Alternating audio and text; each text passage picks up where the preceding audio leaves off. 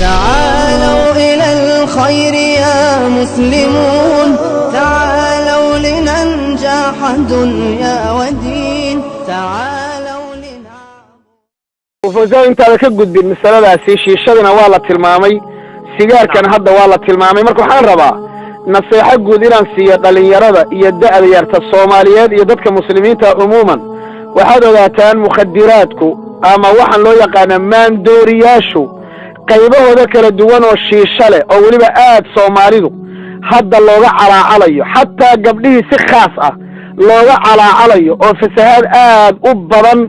شيشالاسي أي كدلة رن أهانتي حقيقة على البدن وكتير دائرتي قبله صوماليات يويلش انتبا وروحان لو يقانا من دوريا أما شيشها النقطة أما السيجار أما قاب أما خمر أما حشيش وحضورها النقطة وواحد دين تالا كجوان وواحد أخلاقها كجوان وواحد حولها كجوان وواحد دقن كاجا كجوان وإن الأوجات وشيء أذيك كوم مكان آخر هذا كافة هذين إياه ولبا خاصة قبلها وحن ليهي قبر شرف له أو مستقبل رجينيسا قبر شرف له أو غير ونكسنو إلا إلالية أباهن كسو تشيدا قبر شرف له أو دد أهل الدين أما أغاسياء أما أخلاق أهل الشرف لغوية كاني كسو تشيدا قبر مسلمة أو لا إله إلا الله تري صومالئة أو إلهي مسلمين كدق بقول كيبا بقول أو إلهي الشرفي معها mana u haboono in meelaha noocaas oo kale lagu arko waa wax runtii aad looga xishoodo waana wax aad iyo aad looga sariigto saadaradeed gabdhuhu waxay iska ilaaliyeen meelahaas yaan lagu arkin meelaha yaan lagu sawirin meelaha yaan lagu arkin adigoo jooga ha lagu arko meelaha wanaagsan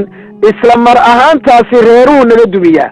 oo bulshada waxay burburiyeen waad ogtihiin boqolkiiba marka la qaybiyo maanta qaadku waa nooc weyn way iyo mukhadiraadka marka la isku daro marka reerkii buu raad ku leeyahay oo caruurtii buu raad ku leeyahay waxa weeye tusaale yar aad ii sheego waaban meel baan macallin ka ahaa madrasa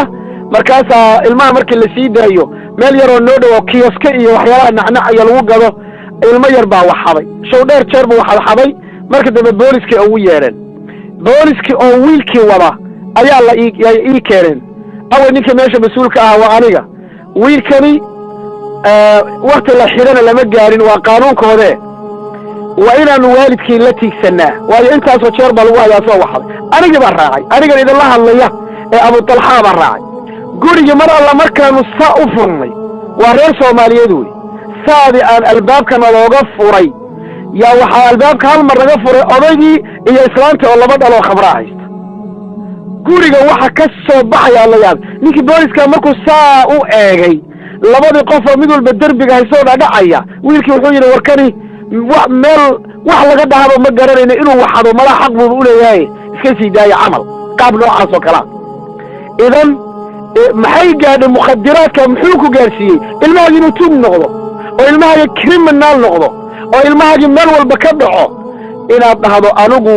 ilmahayguna wuu ii wanaagsanaan aniguna waxaan qasanaya war sharaf ma aha marka gabdhaha muslimaadka iyo wiilasha muslimiinta ha iska ilaaliyeen mukhadiraadka anwaacdiisa waxayna baabi'inaysaa maskaxda iyo diinta caqliga iyo sharafta dadnimada iyo ludda qofka loogu talagalay inuu noqdo qof wax ku ool ah ayay intaba baabi'inaysaa wallahu a'lam لا يزال الخير حيا لا يزال إن في الدنيا سلاما وظلال أخبر الأيام أنها في وصال